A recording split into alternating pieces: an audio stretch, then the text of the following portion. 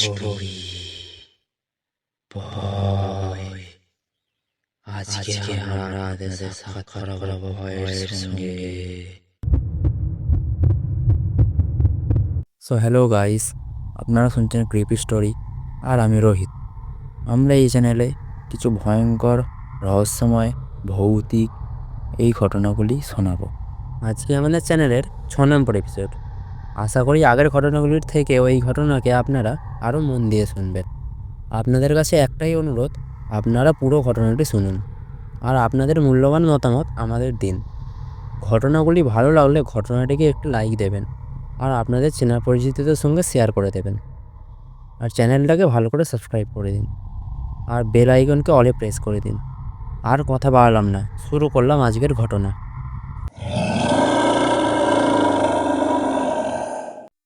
আজকের ঘটনাটি পাঠিয়েছে শুভাশিস মণ্ডল। তিনি থাকেন নৈহাটিতে। তিনি তাদের গ্রুপের সাথে ঘটা একটি সত্য ঘটনা আমাদের শেয়ার করেছেন। তিনি যেভাবে লিখে পাঠিয়েছেন আমি সেভাবে বলা শুরু করলাম। দাদা, আমি শুভাশিস মণ্ডল। আমার বাড়ি নৈহাটিতে। আমি আমাদের সাথে ঘটা একটি ঘটনা তোমাদের বলতে চাই। ঘটনাটি ঘটে দুর্গাপুজোর সময়তে। আমাদের বন্ধুদের গ্রুপটার ঘুরে বেড়ানোর অনেক শখ ছিল। আমরা প্রায় কোথাও না কোথাও ঘুরতে যেতাম। কিছুদিন আগেই আমরা সবে কাশ্মীর ট্যুর করে ফিরেছি। আমাদের বন্ধুদের গ্রুপে আমরা 3 জন ছেলে, 4 জন মেয়ে থাকতো। পুজোর সময় আমরা ঠিক করলাম সবাই মিলে ঠাকুর দেখতে বেরোনো হবে। আমাদের প্ল্যান হলো পুজোর কোন কোন দিন কোথায় কোথায় যাওয়া হবে। সবাই খুব আনন্দে ছিলাম। যেহেতু দুর্গাপুজো একটা খুবই আনন্দের উৎসব, আবার সব বন্ধুরা একসাথে যাব, তাই খুবই মজা হচ্ছে। প্রথম 2 দিন আমরা খুব ভালোভাবেই ঘুরলাম, খুব মজা করলাম। তৃতীয় দিনকেও আমরা অন্য দিনের মতো ঘুরতে বেরোলাম। বলে রাখি, আমরা সবাই আমার এক বন্ধুর প্রাইভেট গাড়ি করে ঘুরতে যেতাম। তৃতীয় দিনকে ভাবলাম আমরা একটু তাড়াতাড়ি বেরোবো আর একটু বেশিক্ষণ ঘুরবো। ওই দিনকে আমরা সবাই বিকেল 5টার সময় একত্রিত হলাম। পাশে পেট্রোল পাম্প থেকে আমরা তেলও ভরিয়ে নিলাম আর রওনা হলাম ঠাকুর দেখার উদ্দেশ্যে। প্রায় অনেক ঠাকুরই আমরা দেখেছিলাম। রাত তখন 2:30 বাজে। আমরা ঠিক করি এই দিকটাতে দেখা হয়ে গেল, এবার আমরা অন্য দিকটায় যাই। সব বন্ধুদের সঙ্গে কথা বললাম আর সবাই রাজি হলো। আমরা রওনা দিলাম সেই দিকের উদ্দেশ্যে। তখন দেখি আমার 2 মেয়ে বন্ধু তাদের চুল খুলে রেখেছে আর পারফিউম ব্যবহার করছে। আমি তাদের বললাম, তোদের কি মাথা খারাপ হয়ে গেছে? তোরা জানিস না খোলা চুল আর পারফিউম আত্মাদের আকৃষ্ট করে? তাদের মধ্যে একজন চুল বেঁধে দিলেও আরেকজন আমাকে বলে, তুই এখনও সেই পুরনো জায়গার কথাই পড়ে আছিস? সব জায়গায় এত উন্নত হচ্ছে, তুই এখনও সেই পুরনো মেন্টালিটি নিয়ে আছিস। আমি বললাম, ঠিক আছে, যা ভালো বুঝিস কর। আমি সাবধান করার করে দিয়েছি, বাকি তোর ব্যাপার। সে বলল, হ্যাঁ, এবার তুই চুপ কর।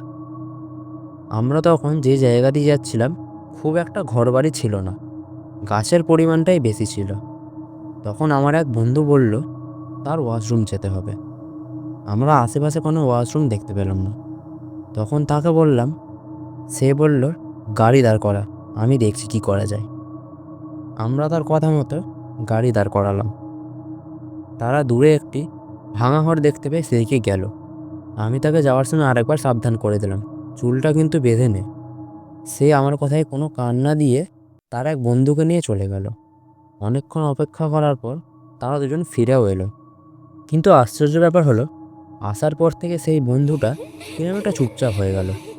আমরা তাকে জিজ্ঞাসা করলাম কি হয়েছে। সে খুব আস্তে আওয়াজে বলল, কিছু না, তোরা গাড়ি চালু কর। আমরা আর কথা না বাড়িয়ে এগোনো শুরু করলাম। হঠাৎ আমরা একটু শীত অনুভব করতে থাকি। আমরা ভাবি গ্রাম এলাকা, গাছপালা ভর্তি, তাই হয়তো ঠান্ডা লাগছে।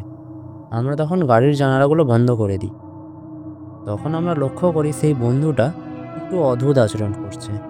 চুলগুলো এলোমেলো করে নিজেই হাতে কামড়াচ্ছে।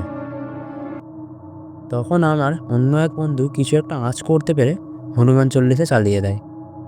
তখন দেখি সেই বন্ধুটা হঠাৎ হাত পা ছড়া শুরু করেছে আর গাড়ির জানালায় জোরে জোরে ঘুষি মারছে আর বলছে, আমাকে বেরোতে দে, আমি বেরোতে চাই। আমরা তখন অবাক দৃষ্টিতে সব দেখছি। আমার বন্ধু তখন গাড়ির সব জানালা খুলে দেয়। তারপর আমরা একটা অদ্ভুত কাণ্ড দেখি। আমরা দেখি একটা কালো ছায়া মিনিটের মধ্যে দিয়ে বেরিয়ে গাড়ির বাইরে চলে গেল। এরপর আমরা সবাই একটা মন্দিরে গিয়ে পৌঁছাই এবং সেখানকার ব্রাহ্মণকে সব বলি। তিনি আমাদের সবাইকে একটু ঠাকুরের চরণের ফুল দিয়ে দেয় আর মেয়েটিকে বলে রাতে চুল খুলে যাওয়া তার একদমই উচিত হয়নি। আমাদের সাথে ঘটা এটা একটা সত্য ঘটনা ছিল। বন্ধুরা, আজকের ঘটনা তোমাদের কেমন লাগলো? তোমাদের মতামত জানিও। ঘটনাটি ভালো লাগলে একটু লাইক দিও আর সবার মধ্যে শেয়ার করে দাও। নতুন চ্যানেল, তোমাদের সাপোর্ট অনেক দরকার। চ্যানেলটিকে সাবস্ক্রাইব করে দাও। আর তোমরাও চাইলে আমাদের এরকম ঘটনা লিখে পাঠাতে পারো। তার জন্য তোমাদের rohitbanerjee282@gmail.com এই ইমেলে ঘটনা সরাসরি লিখে পাঠাতে হবে। আমি আমার এই জিমেলের লিঙ্ক আমার চ্যানেলের ডিসক্রিপশানে দিয়ে দিলাম। ধন্যবাদ বন্ধুরা পুরো ঘটনা শোনার জন্য।